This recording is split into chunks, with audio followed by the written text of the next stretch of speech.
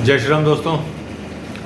हिंदुस्तान की महान पार्टी कांग्रेस के महान नेता राहुल गांधी जी ने, आदरणीय राहुल गांधी जी ने एक मीटिंग के बाद अपने वर्कर्स को कहा है कि जहां मुसलमान के साथ प्रताड़ना हो वहां मुसलमान शब्द खुल के यूज़ करें,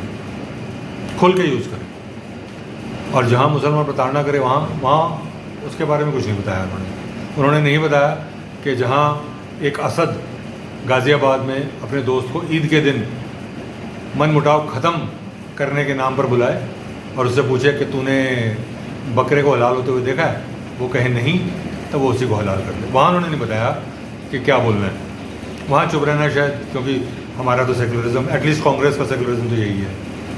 उन्होंने नहीं बताया कि जब कोई मुसलमान उग्रवाद में पकड़ा जाए, जब 25-30 हिंदुओं का कत्ल सिर्फ इसलिए कर दिया जाए कि भाई क्योंकि वो हिंदू हैं, वहाँ कुछ नहीं बोलना।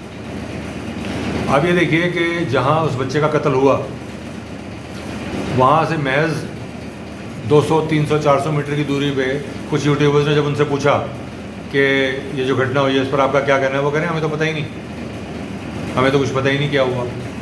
इन लोगों को गाज़ा की कौन सी गली में, कौन से नंबर मकान में कितने मुसलमान मारे गए हैं वो पता है, इजराइल ने कितने बम फेंके हैं वो पता है, लेकिन 300-400 मीटर दूर क्या हुआ वो नहीं पता।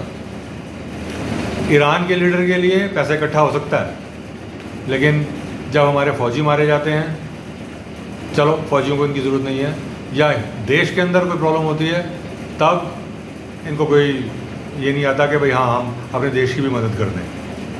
खैर ये इसमें सारी गलती इनकी नहीं है, क्योंकि इनको कांग्रेस ने शुरू से ही एक ऐसी ट्रीटमेंट दिया है कि आप अपर क्लास सिटीजन्स हो, आप बराबर नहीं हो। सेकुलरिज्म के नाम पे इनकी अपीजमेंट करी है तो इनको आदत पड़ गई है। तो ये जो कर रहे हैं ये इनको मुबारक, कांग्रेस जो कर रही है उनको मुबारक। हमें वही करना है जो हमने बंगाल में किया है। कम से कम 15, 20, 25 साल और लगेंगे जो नज़र आ रहा है। आज तक आप देखो, इनको पता है कि हिंदू के वोटों के बिना नहीं जीत सकते, लेकिन फिर भी कांग्रेस, समाजवादी पार्टी इनको मुसलमानों के वोटों के ही जीतता है। संभल में एक हिंदू मारा गया, उसके घर कोई नहीं जाने के लिए तैयार था। उन्हीं दिनों एक मुसलमान मारा गया था लड़का, उसके घर जाने के लिए ये लोग लाइन लगा के खड़े थे। वो तो प्रशासन ने जाने नहीं दिया, बाहर ही रोक दिया था उनको डिस्ट्रिक्ट से, तो उनको वापस आना पड़ा। नहीं तो वहाँ जाने के लिए वहाँ होड़ लगी हुई थी कि पहले मैं जाऊँगा, समाजवादी पार्टी के लीडर पहले जाएंगे या पहले राहुल गांधी जी जाएंगे। तो ये है इनकी नज़र में हमारी औकात। वो इसीलिए है क्योंकि अभी तक यही चला है कि हिंदू डिवाइडेड कास्ट में और मुस्लिम यूनाइटेड धर्म के नाम पर। ये एक अच्छा ट्रेंड है जो बंगाल में हुआ है, लेकिन बंगाल में सिर्फ हिंदुत्व की बात नहीं थी, बंगाल में प्रताड़ना की बात बहुत ज़्यादा थी। वहाँ के लोगों का जो हाल हुआ है, वहाँ की लेडीज़ के साथ जो हाल किया इन्होंने, जो आरजी कार रेप केस था, ये उसका रिज़ल्ट है। जो ममता बनर्जी के एमएलएज और ख़ास तौर पर उनके भतीजे ने लोगों के साथ किया है।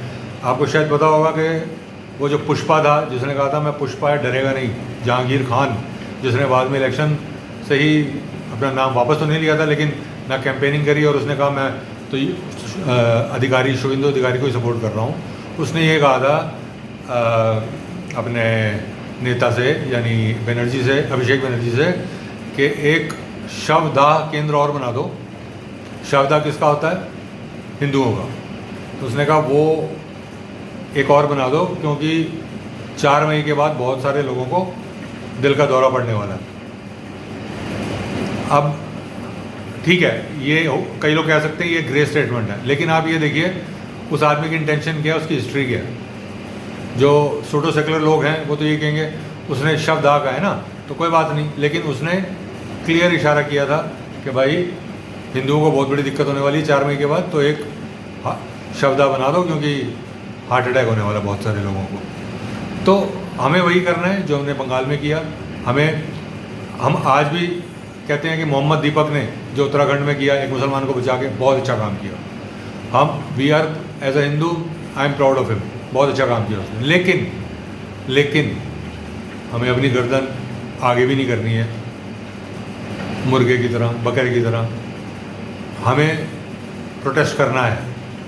मैं नहीं, तो कोई बात नहीं, अगर मेरे साथ कोई दिक्कत होती भी है तो कम से कम मेरी कम्युनिटी के हिसाब से सोचना है, कम्युनिटी को फ़ायदा हो। जब वो लोग गलत को भी सपोर्ट कर सकते हैं तो क्या हम गलत के अगेंस्ट आवाज़ नहीं उठा सकते? बिल्कुल उठा सकते हैं, उठानी चाहिए। ये हमारा फ़र्ज़ भी है और ये हमारा धर्म भी है। जय हिंद।